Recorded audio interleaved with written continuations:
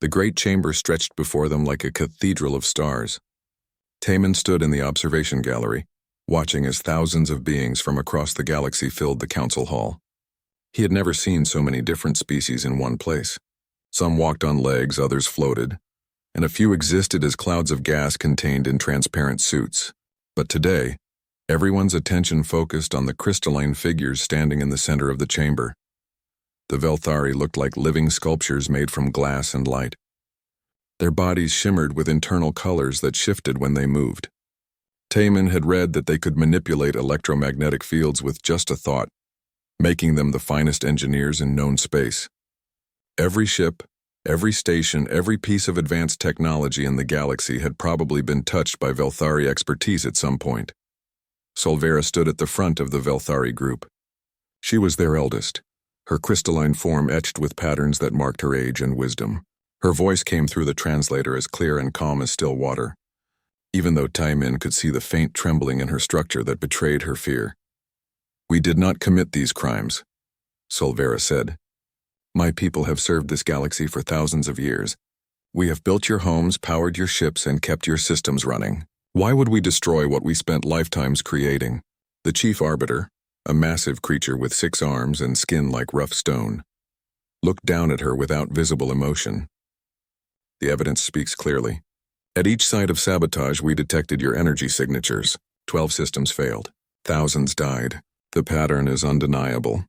Krivex, a young Velthari standing beside Solvera, stepped forward despite the elder's warning gesture. His voice cracked as he spoke. "Please, you must investigate further. Those signatures could be replicated, faked. Give us time to prove our innocence." Time? Another council member, a being made entirely of black metal, leaned forward. "Time while more systems fail? While more innocents die? We cannot take that risk." Tamin felt his hands clench into fists. He was only an observer here, a junior diplomat from Earth. Humanity had joined the galactic community only 50 years ago, and they were still considered newcomers, barely worth noticing. But everything he was watching felt wrong. The trial had lasted only 3 days. The evidence was entirely circumstantial, and now they were talking about punishment before anyone had actually proven guilt. The voting began. Species after species declared their position. One by one, the lights above the council chamber turned red. Guilty, guilty, guilty. Tamin watched Solvera's internal light dim with each vote. Beside her, young Krivex was shaking so hard that rainbow patterns scattered across his crystalline surface. When the final vote was tallied, the result was overwhelming. The chief arbiter's voice boomed through the chamber. "By the authority of the Galactic Council, the Velthari species is found guilty of sabotage and mass murder. The sentence is exile. You have 30 cycles to leave your homeworld. No species shall grant you asylum, under penalty of immediate sanctions and trade embargo. You will be relocated to the barren world of Kreshtar 7, where you will remain under observation." Solvera's voice when she spoke was barely a whisper. "That world has no electromagnetic fields. We need them to survive, to reproduce, to exist as we are. That is not exile. That is death." "That is justice," the chief arbiter replied. "This council is adjourned." The chamber erupted in noise as delegates began to leave. Taman stood frozen, watching as the Velthari were escorted away by armed guards. He saw the way other species avoided looking at them, how quickly the gallery cleared as if exile might be contagious. He pulled out his communication device and sent an urgent message to Earth. His fingers trembled as he typed. He included everything he had witnessed, everything that felt wrong about this trial. He sent it directly to the Colonial Administration with a priority flag. 3 days later, Taman was back on the observation deck when the response came. He had spent those days watching as the galaxy moved on, as if condemning an entire species was just another day's work. Trade continued. Ships came and went. No one seemed troubled by what had happened. His device chimed. The message was short but made his heart race. "Proposal approved. Extend offer of asylum. Full citizenship status. We will not abandon them." Tamin read it 3 times to make sure he understood correctly. Earth was going to help. They were actually going to stand up to the entire Galactic Council for a species they barely knew. It was crazy. It was dangerous. It was political suicide. It was exactly the right thing to do. He immediately requested an emergency meeting with Solvera. Getting permission took another 2 days of bureaucratic nightmares, but eventually, he found himself in a small room facing the Velthari elder and young Krivex. "I bring an offer from Earth," Taman said, his voice steady despite his nervousness. "We know the Council has forbidden asylum.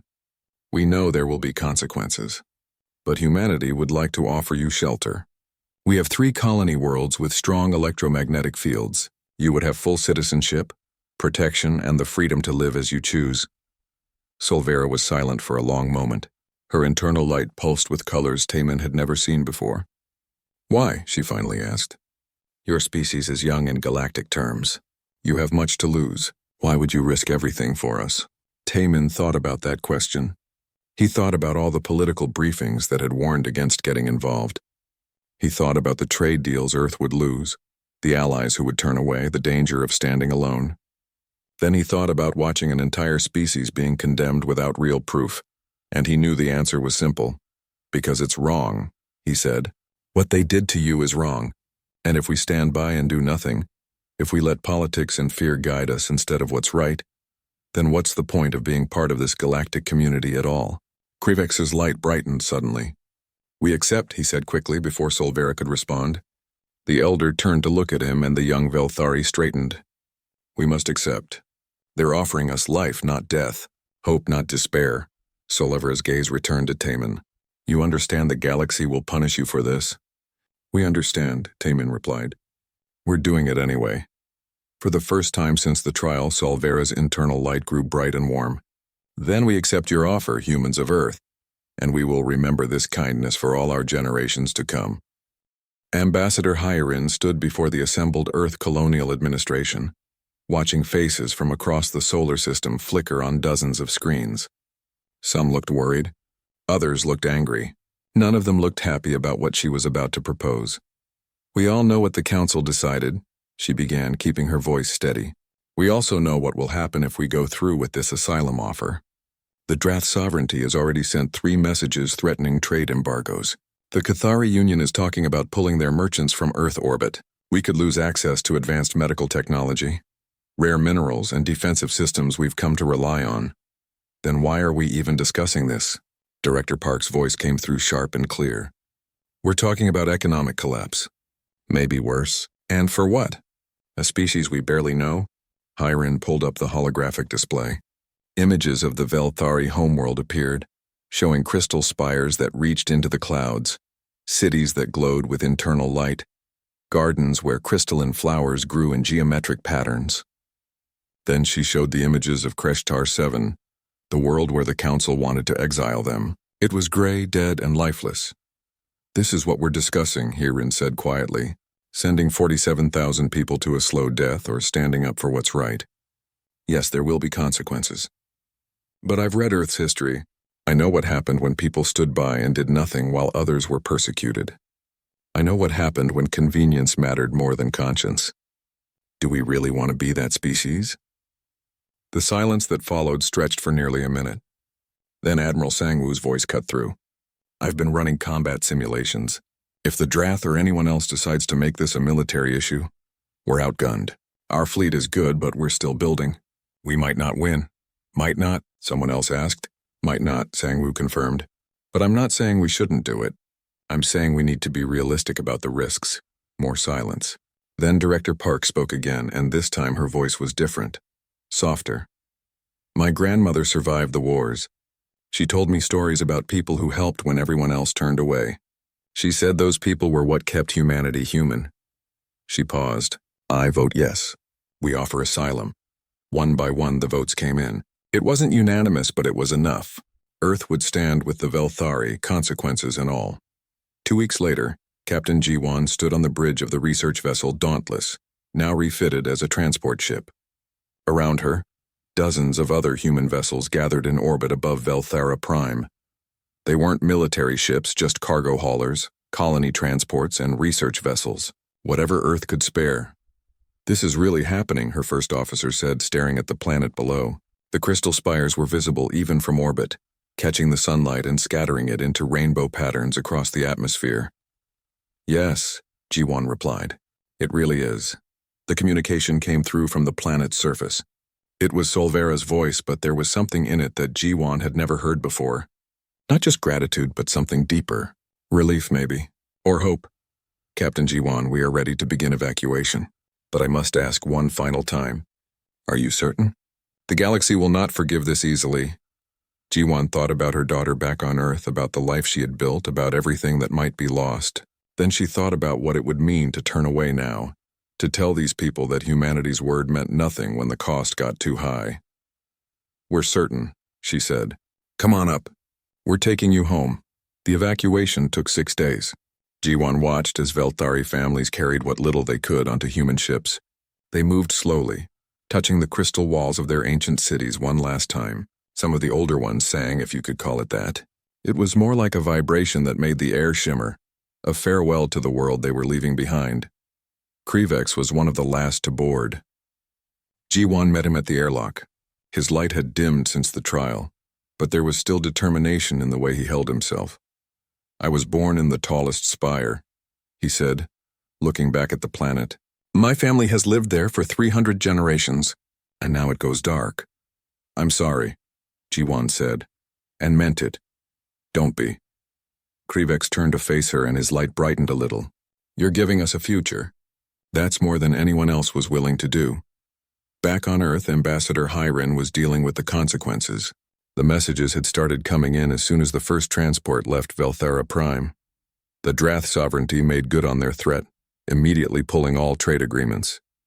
The Cathari Union followed suit. 3 other species severed diplomatic relations entirely.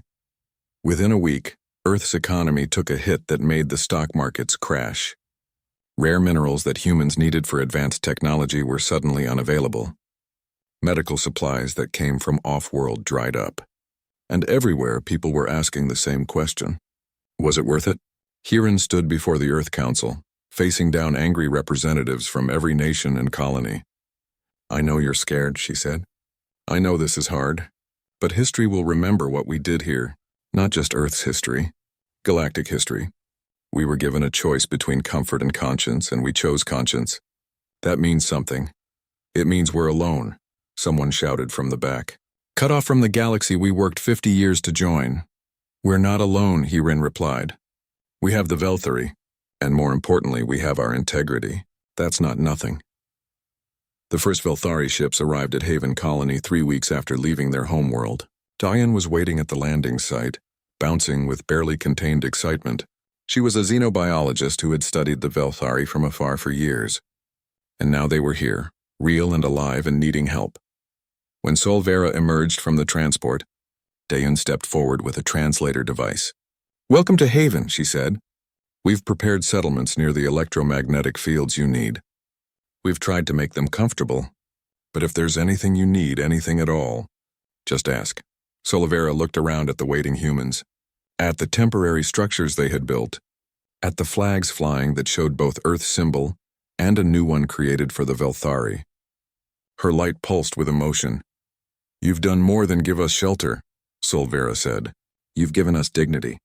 The council treated us like criminals to be disposed of. You treat us like people. That's because you are people, Dayan replied simply. And people help people. That's all there is to it. Over the next few months, more Velthari arrived. 47,000 in total spread across 3 colonies. And slowly, carefully, humans and Velthari began to learn about each other. They shared meals, though the Velthari didn't eat as humans did. They shared stories. They shared hopes. And in quiet rooms on both Earth and Haven, some people began to wonder, what if this wasn't a disaster? What if this was the beginning of something new? 6 months had passed since the Velthari arrived on Haven Colony, and Dong-hyun couldn't believe what he was seeing on his computer screen. The power efficiency readings had to be wrong. They just had to be. Nothing should be able to generate that much energy with that little waste. Is this real? He asked Krivex, who stood beside him in the engineering lab. The young Velthari's crystalline form reflected the light from the monitors, creating dancing patterns on the walls. It's real, Krivex confirmed. When we route the power through our crystal matrices and you combine it with your fusion technology, the systems work together in ways neither of us expected. It's 4 times more efficient than anything the galaxy has ever seen. Dong-hyun sat back in his chair, mind racing. Do you know what this means? We could power entire cities with a fraction of the resources. Ships could travel twice as far on the same fuel. This changes everything. Yes, Krivek said quietly. It does. Maybe that's why we're here. Not just because you saved us, but because together we can build something neither of us could build alone. Across the colony, Min Seo stood in front of her classroom and looked at the students. Half were human children, half were young Velthari.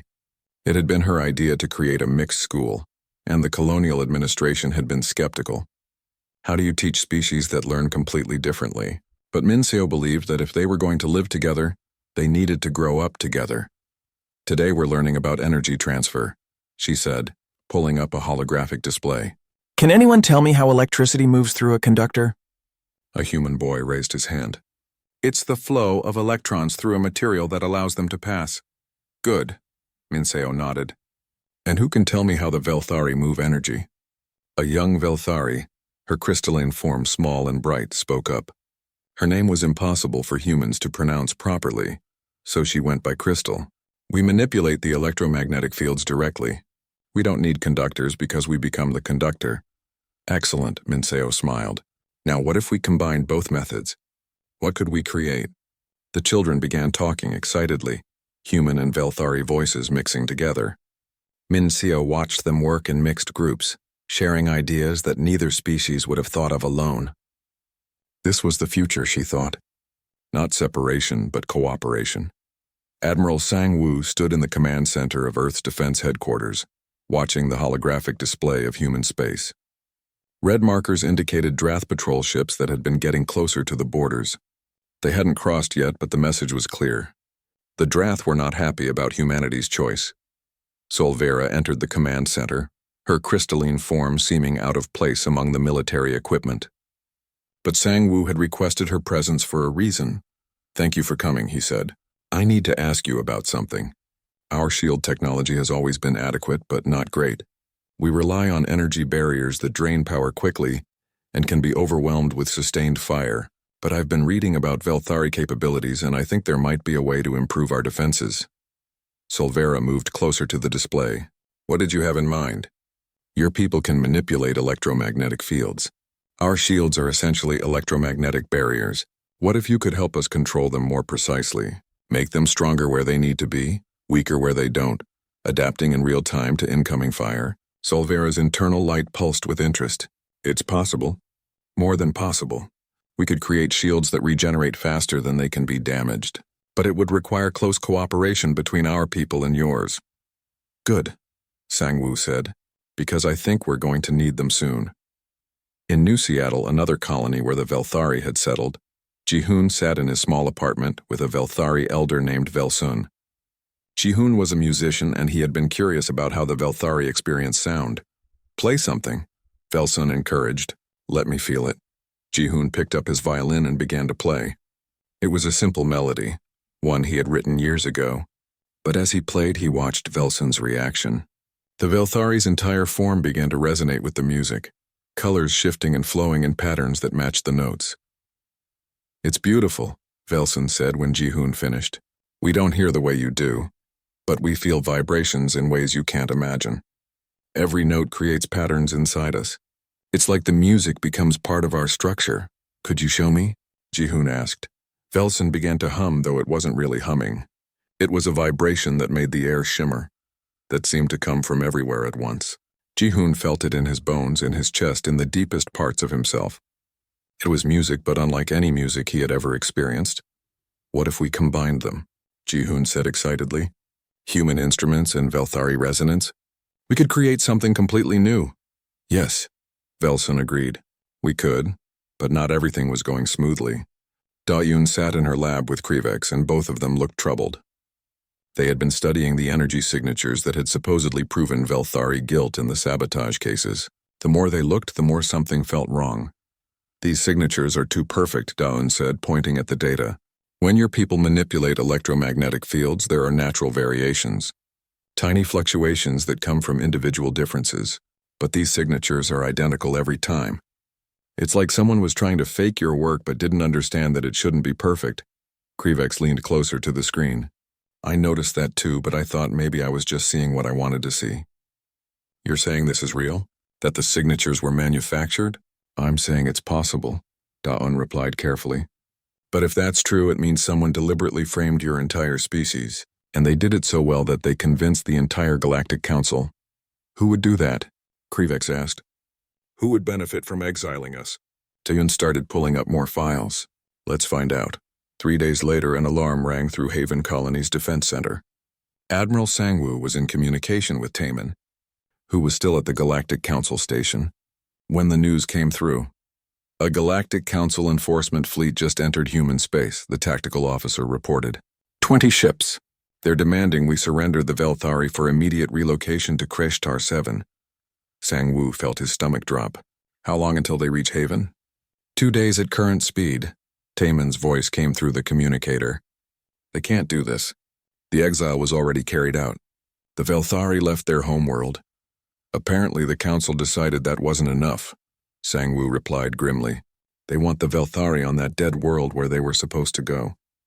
This was never about justice. It was about making sure the Velthari couldn't survive.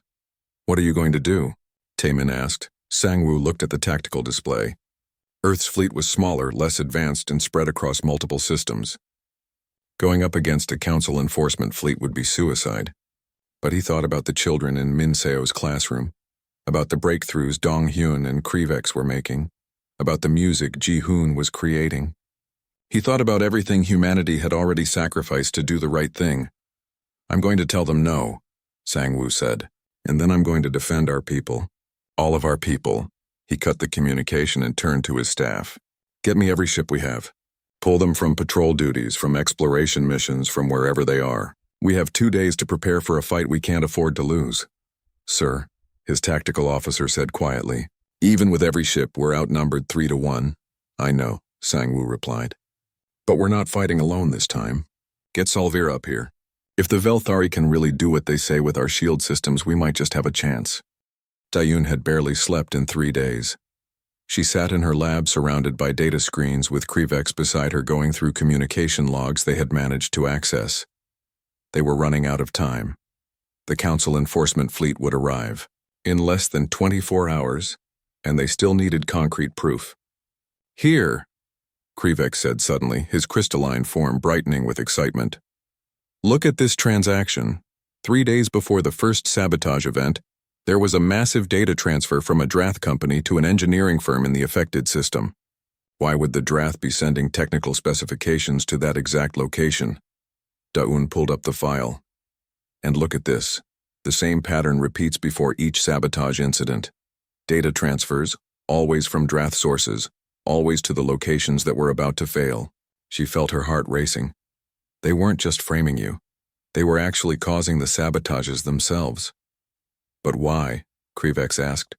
What would the Drath gain? Da-un started connecting pieces in her head. The Drath are traders. They deal in technology and information. The Velthari are the best engineers in the galaxy, but you've always been selective about who you work with. You won't sell your services to just anyone. We have standards, Krivex said. The Drath asked us multiple times to help them develop certain technologies, weapons systems mostly. We refused because we knew they would use them for conquest. So they couldn't buy your help, Da-un continued. But if you were exiled, desperate, scattered across the galaxy with no home and no protection, maybe some of you would be willing to work for anyone who offered shelter. They wanted to break your species so they could exploit you. The realization hit them both at the same time. The sabotages, the trial, the exile. It had all been a plan to destroy the Velthari as a unified people and turn them into desperate refugees who could be controlled. We need to get this to Ambassador Hyarin, Da-un said, copying the data. This is proof. This is what we need. But before they could send the message, alarms started blaring throughout Haven Colony. Da-un's communicator chimed with an emergency broadcast. It was Admiral Sangwoo's voice, tense and urgent. All personnel, this is not a drill. We have multiple Drath warships entering the system. They are not the Council enforcement fleet. I repeat, these are Drath military vessels and they are moving to attack positions. All civilians to shelters immediately. Dayun and Krivex looked at each other in horror. They know, Krivex said. They know we found the evidence and they're trying to destroy it. And us, Dayun added. On the bridge of the defense station, orbiting Haven, Admiral Sang-woo watched the tactical display with growing dread. 8 Drath warships had dropped out of faster-than-light travel right at the edge of the system. They weren't trying to hide their intentions. They were heading straight for Haven Colony. "Status of our fleet?" he asked. "We have 12 ships in position," his tactical officer reported. 3 more are still en route, but they won't arrive for another 4 hours. "And our upgrades?" Solvera spoke from her position at a specially designed console. "We've installed the enhanced shield systems on 8 of your ships. The others still have standard defenses. But Admiral, the Drath vessels are heavily armed. Even with our improvements, this will be difficult." "How difficult?" Sang-woo asked. Solvera's light dimmed slightly. "If they focus fire on any single ship, they can overwhelm even our enhanced shields. We need to be smart about this." Captain Ji-won's voice came through the communication system. "Admiral, this is the Dauntless. We're moving to intercept. Whatever the Drath are planning, we can't let them reach the colony." Sang-woo wanted to order her to fall back to preserve the fleet, but he knew she was right. If the Drath reached Haven, thousands of civilians would be at risk, both human and Velthari. "All ships, form defensive line Beta 7, he ordered. "Do not fire unless fired upon, but be ready. Solvera, I need you to coordinate the shield systems across all our ships. If we can link them together somehow, make them stronger." "I'll do what I can," Solvera replied, her form pulsing as she began manipulating the electromagnetic fields across vast distances. On the planet's surface, Bora was trying to get civilians to the underground shelters. She was an intelligence officer, not an evacuation coordinator, but everyone was doing whatever they could. She saw Mincio herding her students, human and Velthari children holding hands as they ran for safety. "Keep moving," Bora called out. "Stay together." A young human boy tripped and fell. Before Bora could reach him, a Velthari child stopped and helped him up. They ran together, supporting each other. It was a small moment, but it reminded Bora why they were fighting. This was their home now. All of them. In orbit, the first shots were fired. The Drath warships opened up with plasma cannons, brilliant green bolts of energy that streaked across the darkness of space. Captain Ji-won gritted her teeth as the Dauntless shook under the impact. "Shields holding at 90%, her tactical officer reported. "They're regenerating faster than the damage is accumulating." "Return fire," Ji-won ordered. "Target their weapon systems. Let's see how they like it." The human railguns fired, tungsten projectiles accelerated to incredible speeds. But Krivex had helped them improve those too. He had shown them how to use electromagnetic fields to guide the projectiles with perfect accuracy. The shots hit exactly where they were aimed, tearing through the Drath shields and disabling weapon ports. The battle spread across the orbital space around Haven. Human ships darted and weaved, using their smaller size and better maneuverability to avoid the heavy Drath fire. And every time the Drath tried to focus fire on a single ship, Solvera redirected shield power from the others, creating a coordinated defense that the enemy hadn't expected. On one of the human fighters, young Mi pulled her craft through a tight spiral, avoiding a missile that exploded harmlessly behind her. The Velthari enhanced sensors showed her everything. Every enemy ship, every weapon charging, every trajectory. It was like she could see the future of the battle before it happened. "This is incredible," she breathed, lining up her next shot. "I can actually predict where they're going to be." She fired, and her missile struck a Drath ship's engine port. The enemy vessel began spinning out of control, forced to withdraw from the battle. But the Drath weren't giving up. Their largest warship, twice the size of anything humanity had, began charging its main weapon. Admiral Sang-woo watched in horror as energy readings spiked off the scale. "That's a planet-killer weapon," his tactical officer said. "If they fire that at Haven, nothing will survive." "All ships, focus fire on that vessel," Sang-woo ordered. "We have to stop them from firing."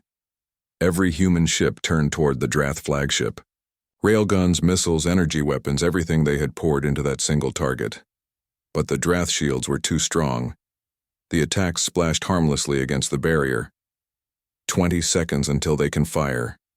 The tactical officer counted down. 15 seconds. Solvera stood up from her console, her entire form glowing with intense light. I can stop them, she said. But I need to get close. Very close. That's suicide, Sang-Woo protested. Maybe, Solvera replied. But that's my family down there. Human and Velthari both. I won't let them die. Before Sang-Woo could stop her, Solvera did something none of them had thought possible. She left the station, her crystalline form surrounded by a self-generated electromagnetic field that let her survive in the vacuum of space. She flew toward the Drath flagship like a living comet. 10 seconds, the tactical officer said. Solvera reached the Drath ship and placed her form against its hull. Then she began to channel every bit of energy she could generate directly into the ship's systems. The Drath weapon started to overload, energy bleeding out in uncontrolled bursts. 5 seconds. 4, 3. The Drath flagship's weapon exploded internally. The ship didn't break apart, but it went dark, systems failing across the vessel. And in that moment of chaos, the human fleet struck. Without their flagship coordinating them, the other Drath ships faltered. One by one, they began to retreat, jumping back into faster-than-light travel. Captain Jiwon was the one who retrieved Solvera. The elderly Velthari was barely glowing when they brought her aboard. Did we win? She asked weakly. We won, Jiwon confirmed. You saved us all. Good, Solvera said. That's what family does.